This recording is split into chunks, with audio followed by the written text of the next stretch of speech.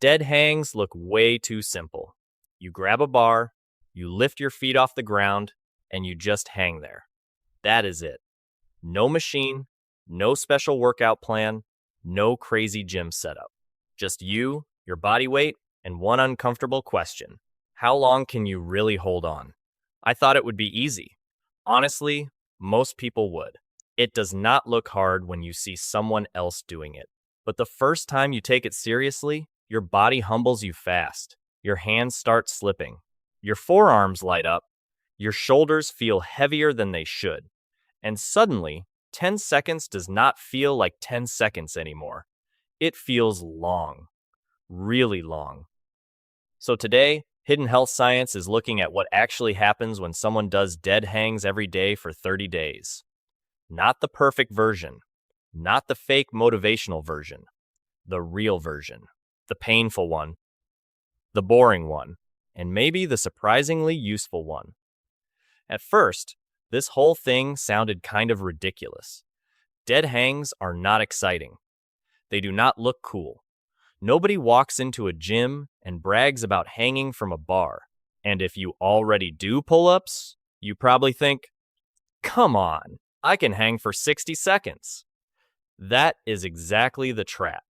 Because once your grip starts giving out, that confidence disappears quick. The reason this challenge caught my attention was simple. People kept saying dead hangs could help with posture. They said it could open up your shoulders, make your back feel better, and even help your pull-ups feel smoother. Some of that sounded a little too good to be true. But some of it also made sense. So instead of just guessing, the test was simple. Do dead hangs every day for 30 days. No fancy program, no overthinking. Just hang, track it, and see what changes.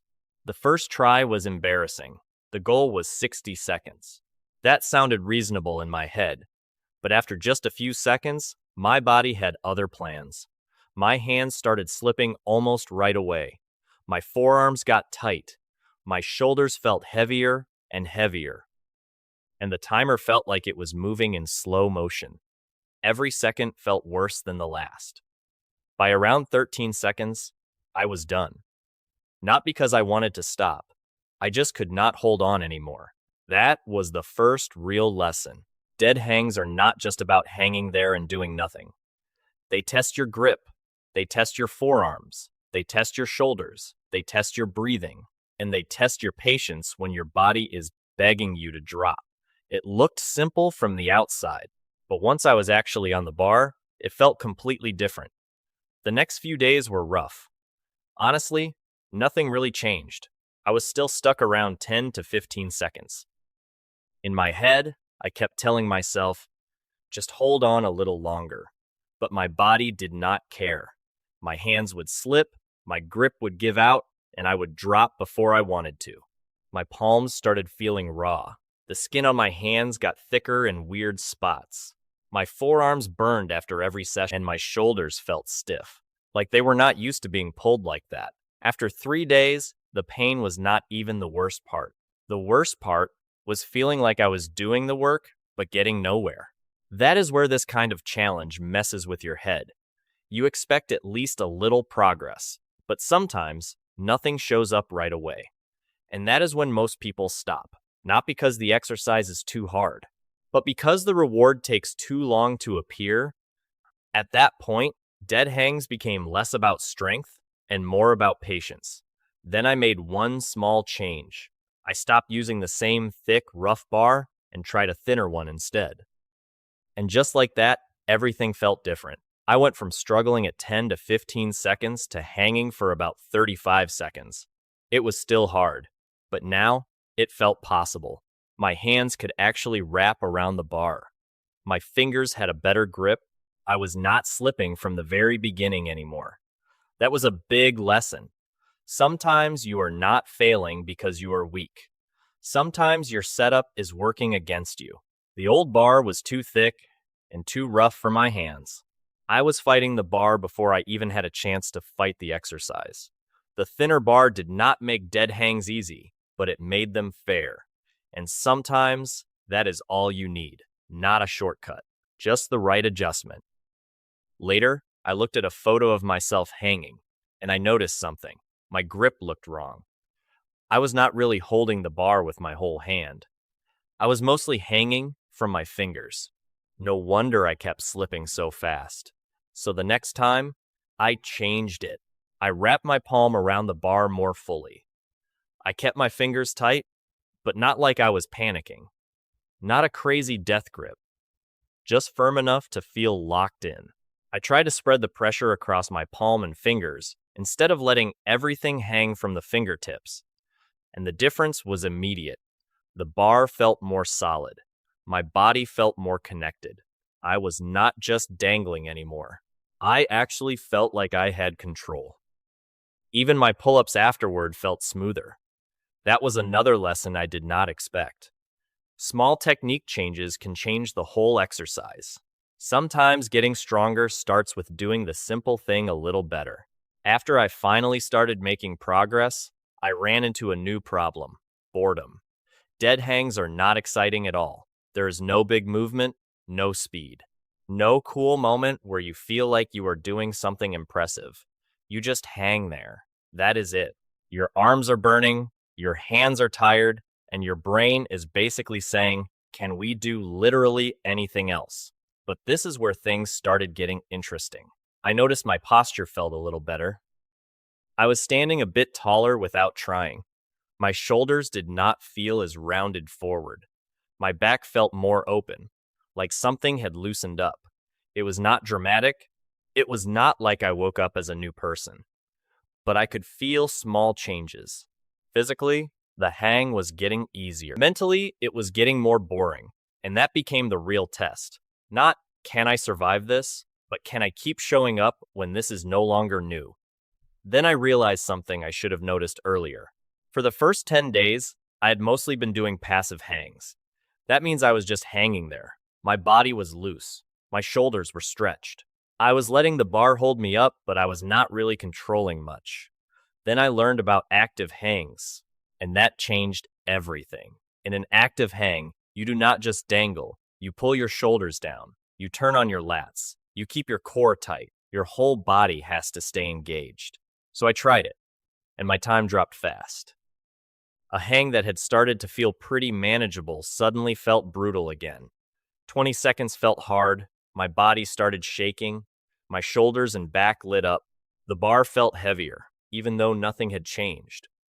At first, it felt like I had lost progress, but I had not. I was just finally doing a harder version. That was the difference. I was not just hanging anymore. I was learning how to control my body under tension. Switching to active hangs was frustrating. I will be honest.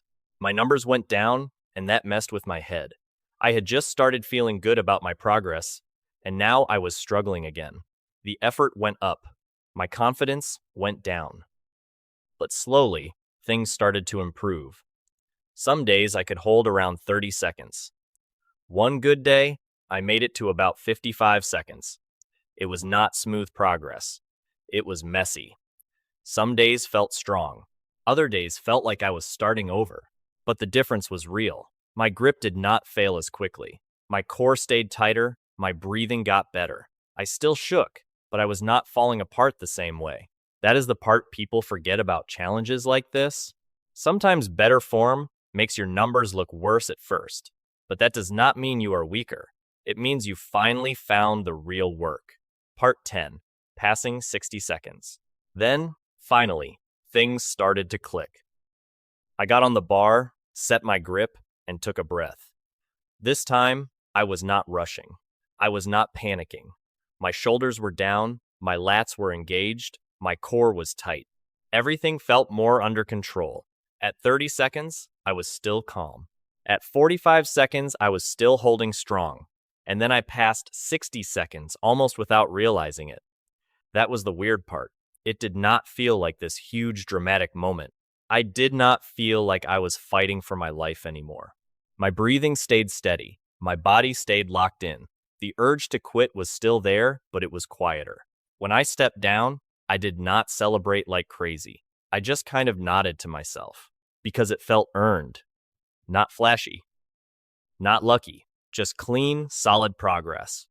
By the end of the 30 days, dead hangs did not feel like punishment anymore. They just became part of the day. I would get on the bar, hang, breathe, and move on. My time improved a lot.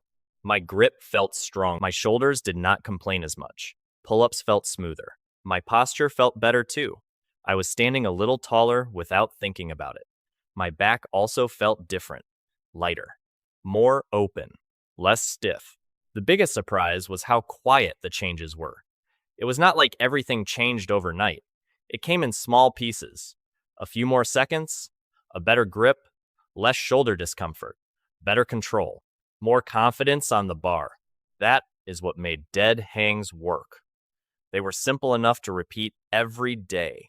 And when you repeat something small long enough, it starts to show up in ways you did not expect. So, was 30 days of dead hangs worth it? Yeah, absolutely. Not because dead hangs are magic. They are not. They will not fix your whole body overnight, but they are honest. If your grip is weak, the bar tells you. If your shoulders are tight, the hang tells you. If your patience is low, the timer definitely tells you. That is what I liked about it. There is nowhere to hide. Try 60 seconds a day for 30 days. Start with passive hangs if that is all you can do.